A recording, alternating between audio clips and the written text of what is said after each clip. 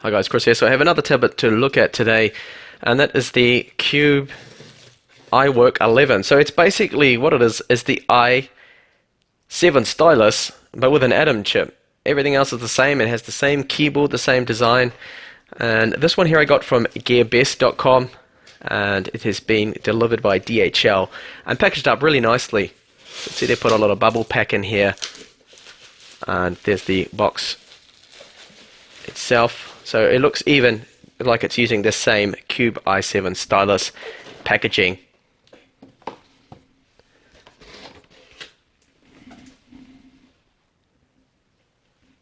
So it's a 10.6-inch tablet, and instead of that Core M5Y10, it has the Atom X5 Z8300 in it. Retains the 4 gigabytes of RAM. Let's have a look at the tablet. So you see it has a screen protector on it that looks like it's been half peeled off and put back on. And the bottom of the tablet has the same 5 Pogo port and the 2 tabs there to connect to the keyboard. The exact same keyboard, as I mentioned, as the i7 Stylus. Now I don't actually have the keyboard with me at the moment, but there is a link in the description of the video to the keyboard, so you can check that out because I did review that with the i7 Stylus. And on the right hand side we have a small little slot here for the speaker and the second speaker up on the top. So it's exactly like the i7 Stylus. Both the speakers are on the right side. Unfortunately, I would have liked to have one on either side, so a bit of stereo separation there, so you don't get the stereo separation. And along the top, nothing along here, so it's plastic. For the wireless antennas, there's the rear 5 megapixel autofocus camera. And just along the top we have our volume up and down, power on, and there's a little rubber button there for the reset, which hopefully is connected up. And on the left side is where all of the action is. So we have 3.5mm headphone jack, a mini HDMI, not micro but mini, and then we have the micro SD card slot that takes up to 128 gigabyte cards, and our USB 3, micro USB 3, and the DC jack in for charging, of course. Now the housing is exactly the same, so that metal, that matte blue finish. Now I did find that this paint job is actually quite easy to scratch, so you do have to be a little bit careful with it. It's not very scratch resistant, but it doesn't tend to show up any fingerprints, which is good, and the overall build quality of it is quite solid. There is basically no flex or anything like that. It is well put together and it doesn't feel too bad at all. So the front has that 2 megapixel camera, and here we have the iwork11 there, just a couple of promo things on there. So I'm just going to pull this off because we won't be needing that, and have a quick look here at the screen. So this panel is a 1080p screen in there. It's a PLS, it's a Samsung, and in fact it's the same panel that was used in the Microsoft Surface Pro. I think it is the Pro or the Pro 2.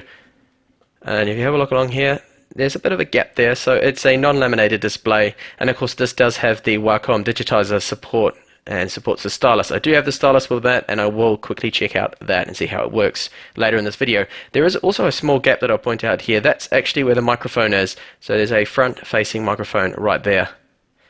Let's see what is included in the box. Under here is nothing. There's a small user manual, which is actually no, it's not all in Chinese, so half Chinese and the second half in English, which is good to see. And in this box right here should be our power supply.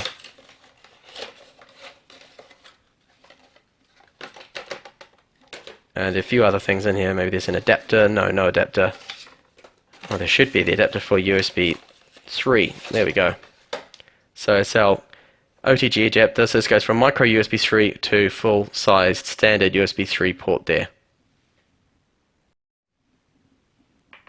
And the power supply, 2-prong US style, and that is rated to 5 volts, 2.5 amps.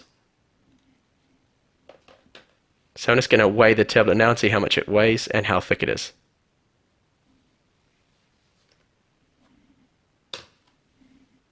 So it comes in at 689 grams, And I'll just have a look at the thickness too. It's not the slimmest tablet. Around about 11 millimeters there, using my little gauge. So hopefully there's some battery life still left in the tablet. Seems there is, that's good. Now there is a haptic motor in here because it just vibrated when I turned that on, so there's a bit of haptic feedback, which is good. No doubt that'll happen when you press the Windows Home button there too. The same with the i7 Stylus used to do that. Okay, so the tablet booted up and I did connect to my wireless network just off camera there. Have a look and see how much free space we have available. So we have 46.6 gigabytes free. I think Windows is doing something in the background, starting to install its updates already. And overall, the screen is quite sharp. The sharpness of the 1080p panel isn't too bad. I think for a 10.6-inch screen, 1080p still looks fine. And the viewing angles don't seem to be too bad at all. Now I have got the brightness set to 100%, but it probably doesn't look very bright because of my lighting I have on at the moment is quite strong. So it's 100%, 25 dims right down. And so far the tablet does seem responsive. I will just check out System quickly and we can see that it's running Windows 10 Pro. I didn't actually expect to see that. I thought it would just run Windows Home. It is, according to this, activated, which is good to see. It's connect up activated. Now there's something funny going on here. Look at that. Installed memory 4 gigabytes. Yes, we expected that, but 2.92 gigabytes usable. 32-bit operating system.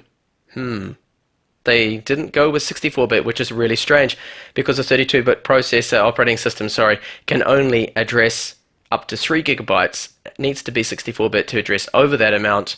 So it's very strange why they've done that. Now maybe it's got something to do with the licensing from Windows. Perhaps they could only get the Pro license as a 32-bit for a little bit cheaper.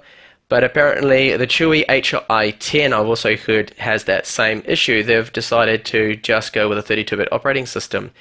And it's a little unusual. So maybe we can back up all the drivers on this and then install 64-bit version and get the key off the tablet that's included in the BIOS. Hopefully it's going to activate that as well and not be a problem. So those that want to run their Paint Shop 64-bit or other 64-bit applications, then you're probably going to have to go along those lines there.